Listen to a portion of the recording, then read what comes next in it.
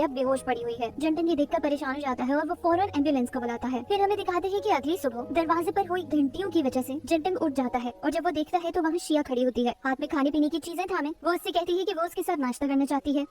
अगर जंटन उससे कहता है कि वो ब्रेकफास्ट कर चुका है और उसके बाद उसके मुंह पर दरवाजा जोर से बंद करके चला जाता है। फिर दिखाते हैं कि जंटन अपनी क्लास में बैठा जू को मैसेज कर रहा होता है। वो उसे उससे मिलने के लिए बुलाता है मगर जू उसे बहाना बना देती है कि वो फ्री नहीं है। मगर जब हमें जू को दूसरी तरफ दिखाते हैं तो ऐसा नहीं होता। इधर जंटन की क्लास फेलोज उसके सर पर पहुंच जाते हैं और उसके मैसेजेस पढ़ लेते हैं और वो जू के इनकार पर उसे चिढ़ाने लगते हैं। जंटन स्कूल से वापस आते हुए जू के बारे में सोच रहा होता है कि वो जू को एक हफ्ते से नहीं मिला और फिर अचानक से शिया उसके पास आ जाती है और उससे पूछती है कि उसका दिन कैसे रहा। मगर जंटन उससे ये कहकर अंदर चला जाता है कि कोई भी इंसान उससे बगैर किसी मकसद के बात नहीं करता। और फिर ऐसे ही कई दिन गुजरते चले जा रहे होते हैं और जंटन जहाँ भी जाता है वो उसके सामने पहुंच जाती है। इससे यही जाहिर होता है कि शिया उसका पीछा कर रही है। शिया हमेशा हर जगह ही उससे बात करने की कोशिश करती मगर जंटन उससे कभी कोई जवाब न देता। कुछ दिन बाद जंटन को ढूंढते हुए शिया उसकी क्लास तक पहुंच जाती है और क्लास में सभी उसे देखने लगते हैं क्योंकि वो बहुत खूबसूरत होती है। मगर शिया जैसे ही उस तक पहुंचती है जंटन उसका हाथ पकड़ के खींच के बाहर ले आता है। वो उसे कहता है कि वो यहाँ कैसे पहुँच गई, जिस पर शिया उसे बताती है कि उसने एक बार अपनी क्लास के बारे में जिक्र करते हुए सुन लिया था उसको। जंटन उसे सख्ती से कहता है कि उसे उसमें कोई दिलचस्पी नहीं है क्योंकि वो किसी और को पसंद करता है। मगर शिया उसकी ये बात सुनकर हंसने लगती है। वो उसे कहती है कि वो इसलिए उसका पीछा नहीं कर रही बल्कि वो इसलिए उसके पीछे है क्योंकि उसे एक दोस्त चाहिए, एक अच्छा दोस्त जो कि उसके पास नहीं है। वो जंटन को ये भी बताती है कि अपार्टमेंट का पूरा फ्लोर उसने किराए पर ले लिया है और ये भी कि अब उसे सस्पेंड कर दिया गया है, इसलिए वो अब अपने आप को बदलना चाहती है। उसकी बातें सुनकर जंटन उससे उसका नंबर मांगता है और उससे कहता है कि किसी दिन वो एक साथ डिनर करेंगे और फिर दोनों एक साथ ही घर वापस चल पड़ते हैं। घर वापस जाते हुए जंटन शिया को कहता है कि क्या वो उसे बड़ी बहन कह के पुकार सकता है मगर वो उसे कहती है कि इतना फॉर्मल होने की जरूरत नहीं है। मगर जैसे ही वो उसे शिया कहकर पुकारता है वो फौरन ही मुड़कर उसके होठों पर अपनी उंगली रख लेती है और जंटन शिया की इस अचानक वाली हरकत से शर्मा जाता है। और फिर घर जाते हुए आसपास चलते हुए लोग शिया की खूबसूरती की तारीफ करते हुए गुजरते हैं। शिया जंटन से रात में इकट्ठे खाने खाने का पूछती है लेकिन जंटन उसे ये कहते हुए मना कर देता है कि उसे शाम को फ्रेशर पार्टी में जाना है। उसके बाद शिया जंटन को कहती है कि अगर उनकी दोस्ती बढ़ गई तो उसे ये लगता है कि वो दोनों ही एक दूसरे से प्यार नहीं करेंगे। पार्टी में जंटन को बियर पीने का कहते हैं मगर वो मना कर देता है। एक सीनियर लड़का उससे पूछता है कि क्या शिया उसकी गर्लफ्रेंड है मगर वो उससे कहता है कि नहीं, वो सिर्फ उसकी नेबर है। वो सीनियर उससे शिया का नंबर निकलवाने के लिए बियर पीने पर बहुत मजबूर करता है ताकि वो नशे में चला जाए और उससे आराम से शिया का नंबर लिया जा सके। मगर जंटन उसे ये सच्चाई बताता ही नहीं है कि उसे कभी नशा चढ़ता ही नहीं है। फिर अचानक ही जंटन के पास शिया की कॉल आती है। वो उठाता है और उसे मिस हेडेड फ्रेशर के नाम से पुकारता है जिस पर शिया उसे कहती है कि क्या वो नशे में है मगर जंटन कहता है कि ऐसा हो ही नहीं सकता। ये बातें करते करते वो बार से बाहर आ जाता है। उसके पीछे ही सीनियर भी आ जाता है और उसे बातें करते हुए देख लेता है।